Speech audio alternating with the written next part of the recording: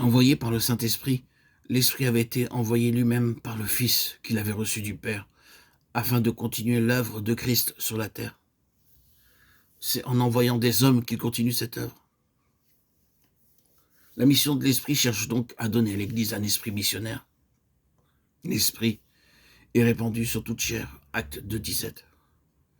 Il ne saurait avoir de repos que Christ n'ait été annoncé à tous.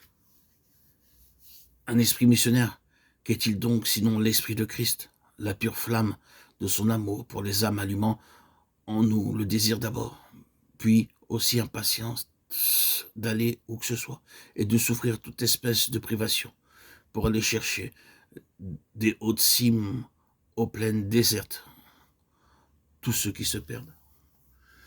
Est-il vrai que nous appartenions à Christ? Si quelqu'un n'a point l'Esprit de Christ, il n'est point à lui. Romains 8, 9.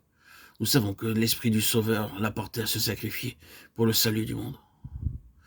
Adressons-nous à nous-mêmes cette parole de Paul. Jésus nous envoie le Saint-Esprit pour qu'il prenne possession de notre cœur et lui assure ainsi une demeure. Il veut pouvoir travailler en nous et par nous comme le Père travaillait en lui et par lui. Puissé-je saisir de nouveau cette vérité par la foi?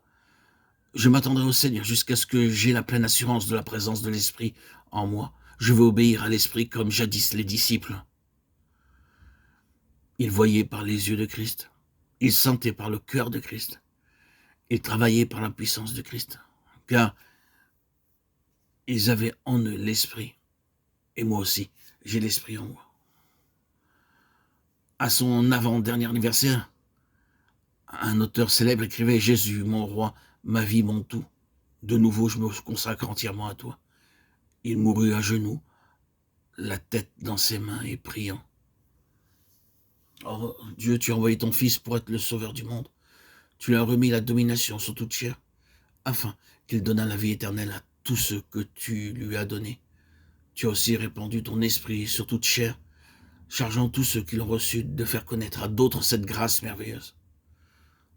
C'est ton amour et ta puissance qui nous ont envoyé l'Esprit, et c'est avec le même amour et la même puissance que ton Esprit envoie à présent ceux qui veulent lui servir d'instrument pour glorifier ton Fils. Nous te bénissons de nous avoir donné ce divin salut. Oh, notre Dieu, nous sommes surpris et confus de la négligence qu'apporte l'Église à remplir son divin mandat. Nous sommes humiliés de notre lenteur à saisir la promesse de ton Fils, à obéir à sa volonté, à continuer son œuvre. Nous crions à toi, notre Dieu. Daigne réveiller ton Église et que ton esprit, l'esprit missionnaire, remplisse le cœur de tous tes enfants. Oh mon Père, tout de nouveau je me consacre à toi, voulant vivre et travailler, prier et souffrir et tout sacrifier pour l'avancement de ton règne. De nouveau je reçois par la foi le don merveilleux du Saint-Esprit, l'Esprit même de Christ en moi. Je te demande humblement d'accorder à nous, tes enfants, la vertu du Saint-Esprit. Qu'elle prenne si bien possession pour Christ de leur cœur et de leur vie, que tout leur désir soit de voir la terre entière remplie de ta gloire. Amen. Alléluia.